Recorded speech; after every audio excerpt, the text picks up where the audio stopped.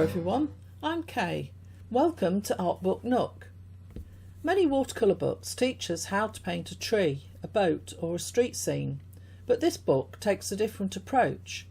Instead, it asks the question, why do some paintings feel full of atmosphere, mood and personality, while others, despite being technically competent, feel flat and uninspiring? According to Ranson, one of the biggest obstacles facing many artists isn't a lack of technique, it's a lack of confidence and an inability to move beyond the nuts and bolts of painting. Solving the Mystery of Watercolour was written to address exactly that problem. It's a collaboration between David Taylor and the late Ron Ranson. This particular copy is rather special to me because it was signed by Ron himself. Although Ron is no longer with us, sadly, his influence on expressive watercolour painting continues through books like this one. Together, David Taylor and Ron Ranson explore the principles that bring paintings to life, including composition, light and shade, colour, lost and found edges, and spontaneity of brushwork. So rather than teaching us what to paint, they set out to explain how to create watercolours filled with mood and expression. Ron explains how this collaboration came about. While teaching in Australia, he met David Taylor and was immediately impressed by both his paintings and his ability to teach. What began as a chance meeting developed into a lasting friendship and eventually this book. Ron speaks very highly of David's work, describing him not only as a talented painter but also as an exceptional teacher. Ron believed David's ideas deserved a wider audience, and this book became the vehicle for sharing those ideas. In the introduction, David Taylor challenges a common assumption. He argues that successful watercolours are not remembered because of technical perfection, but because they create an immediate impression upon the viewer. He emphasises that whilst technical skills are important, they are only the starting point. The real challenge is learning how to simplify, edit and design a painting so that the viewer's eye is drawn to what matters most. David believes many artists overload their paintings with unnecessary information. He champions the spontaneity, simplicity and the transparent beauty of watercolour, encouraging you to paint with confidence rather than endlessly reworking your paintings. The first chapter looks at materials and techniques. But what I like is that David Taylor, right from the start, states that spending a fortune in art shops will not magically turn you into a good artist overnight. Instead, he advises you to focus on understanding a simple set of tools and learn how to use them well. But here, he does share his favourite brushes, papers and colours with you. Basic techniques are covered here very simply and include dry brush, wet into wet, wet on wet, calligraphic brushwork and lost and found edges. Most watercolour artists will already be familiar with these techniques, so David will show you how they can be used to create atmosphere, movement and interest within a painting. Across this spread, David shows how to bring several techniques together within a single painting. The process begins with loose washes that establish the main shapes, light and atmosphere. At this stage there is very little detail. The focus is on capturing the overall feeling of the scene rather than describing every building and figure. As the painting develops, wet into wet passages create soft transitions, while dry brush and calligraphic marks add structure and energy, and gradually the street scene begins to emerge. David compares this to instruments in an orchestra. Each technique plays its own part, but it's their combination that creates the finished result.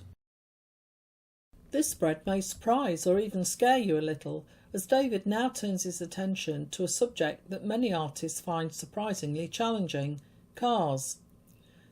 The illustrations show how cars can be suggested with just a few carefully placed marks, whether in a quick sketch or a finished painting.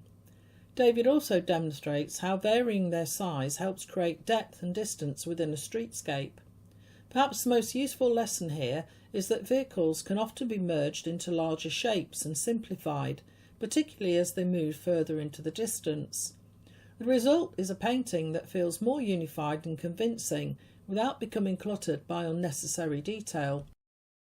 Boats are another subject which causes unnecessary alarm and panic among otherwise perfectly competent painters. David's advice is to stop thinking of boats as complicated objects and start seeing them as a collection of simple shapes. Rather than being distracted by ropes, rigging and technical details, he encourages you to focus on the overall proportions and the patterns of light and dark. Another subject that causes many artists anxiety is painting figures. David believes that people bring life and movement to a street scene, so rather than avoiding them, we should learn a few simple principles that make them easier to paint. As figures move into the distance, their heads often remain close to the same level, while it's the legs that appear shorter. Understanding this simple relationship can make figures look far more convincing, and his overall message is reassuring. We don't need to paint perfect people, we simply need to suggest them well enough to bring the scene to life. In this demonstration, David shows how he develops a sunny beach scene in stages. The painting begins with warm washes that establish the bright Mediterranean atmosphere. Soft oranges, yellows and warm earth colours create the feeling of sunlight before any significant detail is added. The next stage introduces the darker shapes of buildings and trees. These darker values help to define the structure of the scene and provide contrasts for the light-filled beach and umbrellas. Finally, the smaller details are added, including the figures, chairs and umbrellas. These details are kept relatively simple, but they help bring the scene to life and give it a sense of scale and activity.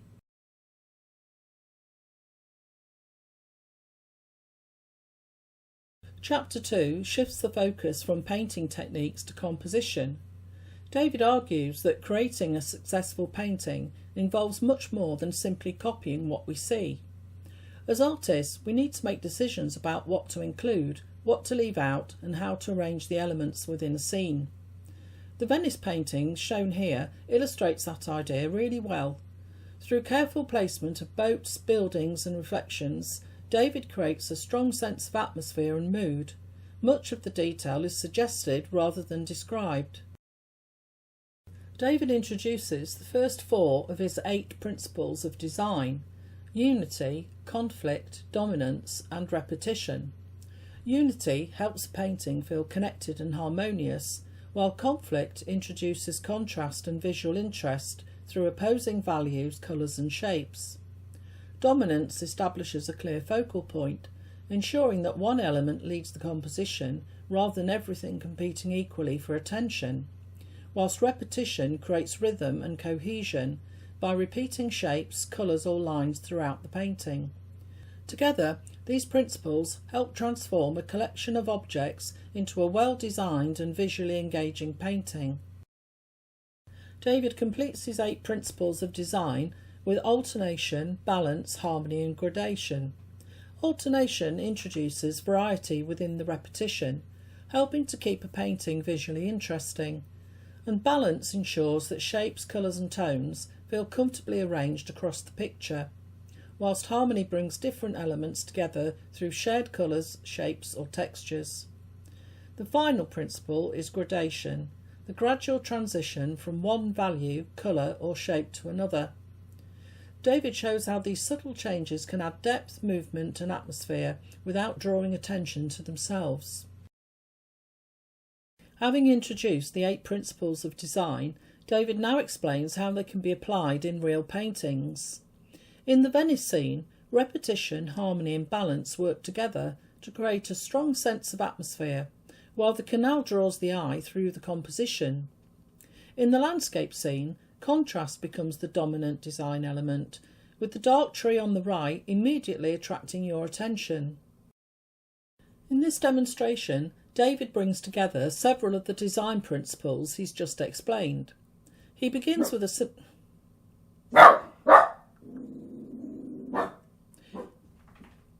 Tinker's helping here. He begins with a simple drawing to establish the composition before introducing soft washes for the distant hills and warm sunlight across the landscape. The foreground is then developed using wet into wet techniques, helping to keep the painting fresh and atmospheric. Finally, strong dark accents are added around the cottage and surrounding shapes, creating contrast and strengthening the focal point. The result is a painting that feels balanced, harmonious and carefully designed, while still retaining the spontaneity of watercolour. Here David explains that every successful painting needs a focal point, an area that immediately attracts the viewer's attention. In the vineyard scene, the church tower becomes the focal point, helped by the converging lines of the vines and fence posts. In the street scene, the tower once again takes centre stage, supported by strong dark shapes and surrounding buildings that direct the eye towards it. The lesson here is that a focal point doesn't happen by accident. It needs to be deliberately supported by the composition so that the viewer knows exactly where to look. In Chapter 3, David and Ron focus on light and shade, which they consider to be one of the most important aspects of watercolour painting. They explain that strong tonal values create depth, atmosphere and structure, often long before colour comes into play. By simplifying a scene into patterns of light and dark, artists can create paintings that feel both convincing and dramatic. Here David takes a closer look at tonal value sketches. By reducing a scene to its essential pattern of lights and darks, artists can solve many problems before a painting begins. It's a principle we've seen repeated by many artists I've featured on this channel. Simplify first, then build the painting on a strong foundation.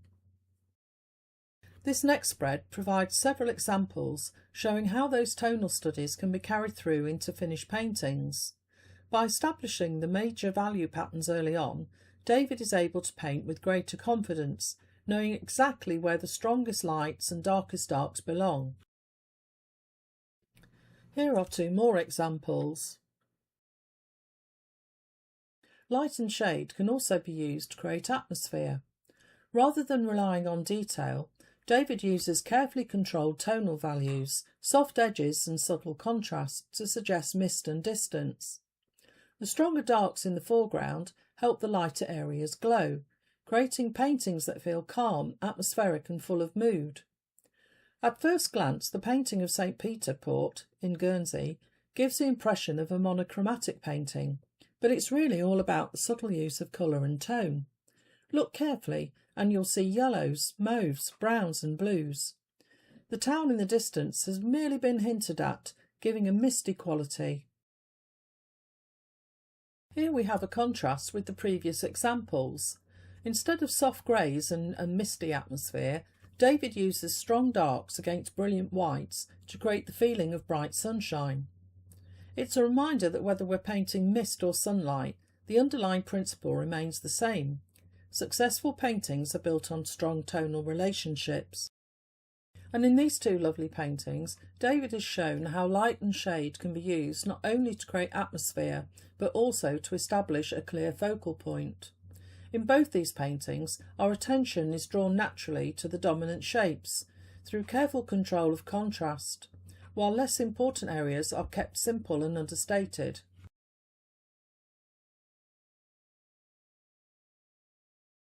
Chapter 4 introduces one of David Taylor's favourite techniques, creating lost and found edges. By allowing some edges to remain sharp while others dissolve into neighbouring shapes, he creates a sense of atmosphere, depth and mystery. I think the painting shown in this spread, Laneway, I'm going to pronounce this incorrectly now, Murrurundi, Australia, is absolutely beautiful in its simplicity. Here David looks more closely at lost and found edges. By softening or even losing certain edges altogether, he creates a stronger sense of atmosphere and distance, while encouraging the viewer's eye to explore the painting rather than simply read it. I think it's absolutely lovely. A crowded market scene might seem a little daunting and you might think it demands a lot of detail, but David takes the opposite approach. By losing edges and allowing the shapes to blend together, he manages to capture the atmosphere and movement of the scene, while keeping the painting fresh and uncomplicated. One of the strengths of this technique is its versatility. Lost and found edges can be used just as effectively in urban scenes as in the landscape, helping to simplify detail while still maintaining a convincing sense of place. By this stage, it's becoming clear that lost and found edges aren't simply another technique in David's toolbox. They're a fundamental part of how he sees and interprets the world around him. This Paris scene demonstrates how contrasting textures can strengthen a painting. Soft atmospheric washes sit alongside crisp details and textured brushwork, creating depth and visual interest. In these lovely landscapes painted by David, trees, hills and distant features emerge and disappear through the mist, giving the paintings a strong sense of space and mystery. The painting on the right is particularly effective because the eye isn't distracted by any detail. Instead, we're drawn into the layers of mist, distant woodland and soft tonal changes. This lovely painting is almost an abstract. Whilst in the UK, David discovered the lovely town of Looe on the south coast of Cornwall. The harbour there provided him with great subjects, and in this instance he found the fishing boats tied up against the quay irresistible. He chose how very wet paper can be used to create soft transitions and atmospheric effects. Loose washes established the scene, while a handful of sharper details later bring the painting into focus. And here we have two more examples of David's beautiful paintings, where he shows how lost and found edges can simplify complex scenes. By allowing some shapes to emerge and disappear while keeping others sharp, he creates a convincing sense of life, movement and atmosphere without overworking the paintings. I don't know about you, but I've learnt quite a lot from that chapter. I've really enjoyed it. Chapter 5 looks at the impact of colour. David explores how colour influences mood and atmosphere, and how thoughtful colour choices can transform an ordinary scene into something far more expressive and memorable. One of David's key messages is to develop your own sense of colour. Rather than chasing every new paint, he encourages artists to become familiar with a small palette, learning how a limited number of colours can produce an astonishing range of mixtures, harmonies and neutrals. I rather like this because it touches on something that many experienced watercolour artists repeat. People like John Lovett, Jean Haynes, David Curtis, the list goes on. The idea isn't that there is a perfect palette for everyone, but that confidence often comes from knowing just a small group of colours really well, rather than owning dozens of tubes of paint. I think this simple spread is quite an important lesson, rather than just showing you page after page of different colour charts. David encourages you to loosen the reins a little. Once you understand the fundamentals, colour becomes a powerful tool for personal expression rather than strict representation. These paintings show how bold, unexpected colour choices can create energy, atmosphere and emotion that go far beyond simply copying nature. If you've ever struggled with artificial-looking greens, this section will be of particular interest to you. David explains how a surprisingly wide range of natural greens can be mixed from just a handful of colours, producing mixtures that feel far more convincing than many tube greens used on their own. What I found interesting here is that David isn't really teaching us how to mix a green. He's showing that there is no single green. Every landscape contains warm greens, cool greens, muted greens and vibrant greens, and learning to recognise those subtle differences can transform a painting. Did you know that the human eye sees more shades of green than any other colour? Here David reminds us that shadows have colour, and that by introducing cool blues, violets and warm reflected tones into the shadow areas creates far more interest and vibrancy than simply darkening a colour with black. One of the recurring themes throughout David's work is that colour is a tool for expression, not just description. And here are several examples of how you can enhance your paintings with warm and cool colours. You can use colour temperature to create depth and atmosphere, as warm colours tend to come forward and cooler tones fall into the distance. One of the strengths of David Taylor's approach is his ability to suggest lively scenes without them becoming overworked. In this step-by-step example, he shows how colour, shape and shadow are introduced gradually, allowing the painting to retain its freshness while still conveying the bustle and warmth of a busy cafe setting in Sicily, in Italy. Spontaneity and movement are qualities that bring a painting to life. David reminds us that genuine spontaneity doesn't come from rushing or painting quickly, but from confidence and familiarity with the medium. The freer and more effortless a painting appears, the more practice often lies behind it. In this step-by-step example, David shows you how to build a lively street scene without it becoming overworked. By simplifying shapes, using confident brushstrokes and allowing many details to remain suggested, he captures the bustle and atmosphere of the location while preserving the freshness of the painting. Notice how the figures are painted with just a few simple strokes. They help establish scale, movement and the everyday character of the scene. In these examples, David illustrates that spontaneity can take many forms. In some paintings it appears through energetic figures and movement, while in others it emerges through fluid washes, soft edges and economical brushwork. The common thread is simplification and allowing the medium to do some of the work.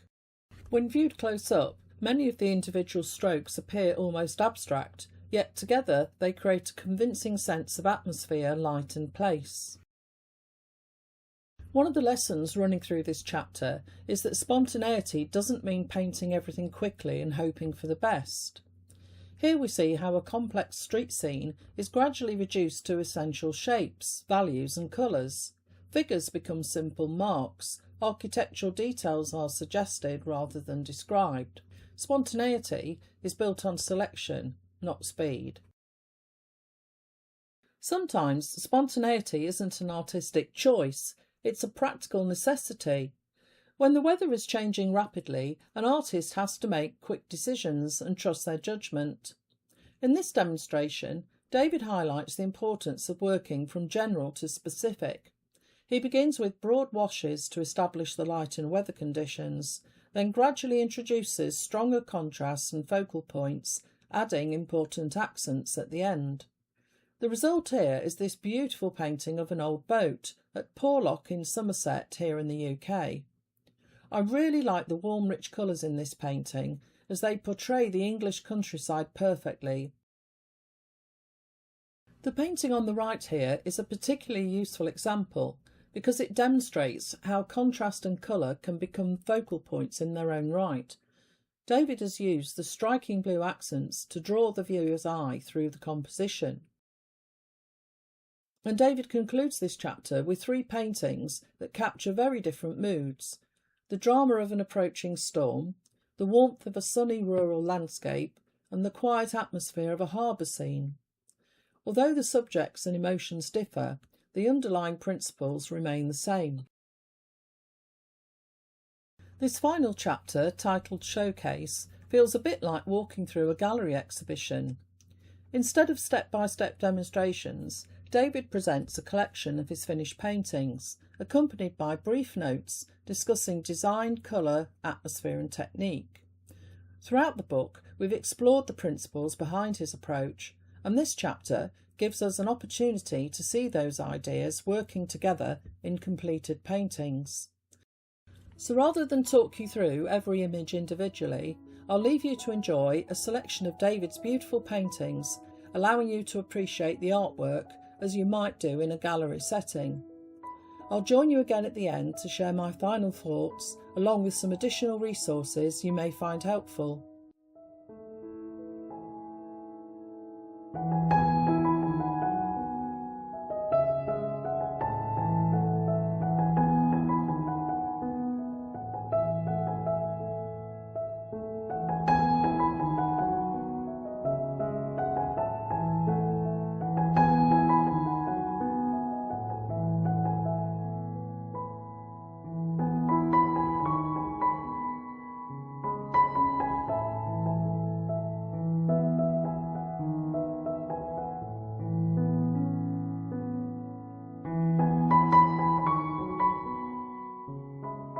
So we've now reached the end of this very special book, a collaboration between 2 of the world's most accomplished watercolour artists, David Taylor and Ron Ranson. I think the fact that they lived on opposite sides of the planet makes this book even more remarkable. If you'd like your paintings to feel looser, more atmospheric and more confident while still capturing the essential character of your subject, then I think this book has a great deal to offer. David's approach is both practical and encouraging. He shows us how colour can create emotion, how simplification can strengthen a composition, and how spontaneity and fresh brushwork can bring a painting to life. What I particularly appreciate is that although the paintings often appear effortless, David takes the time to explain the thinking behind them. He demonstrates how warm and cool colours work together, how to mix more natural greens, how to create depth and atmosphere, and how to paint with greater freedom without losing structure. Whether your interest is landscapes, harbours, street scenes, or simply learning how to paint with more confidence and expression, I think you'll find plenty of inspiration within these pages. It's certainly a book that I will continue to refer to often. Sadly, this book is now out of print, but you can, however, find second-hand copies, just like mine, on eBay and other online second-hand booksellers. And I've linked to Bookfinder, which is an online search engine for books, for second-hand books, so you'll be able to find a copy through there as well. In the description below, I've also included a link to David Taylor's website, where you can explore more of his paintings and find out about his workshops and teaching resources. And I've also linked to a couple of YouTube interviews where he talks about his work and approach to painting. So thank you so much for watching and spending this time together with me. I hope you've enjoyed this review of Solving the Mystery of Watercolour. And if you found my review helpful, please give it a like or a hype. It really does help YouTube share the video with other artists who might be interested in discovering this book or the work of David Taylor or even Ron Ranson. And if you'd like to see more art book reviews, you'll find plenty more for you here on ArtBookNook. I'd also love to hear your thoughts in the comments below. I read every comment and I always enjoy hearing from you. So until next time, happy painting.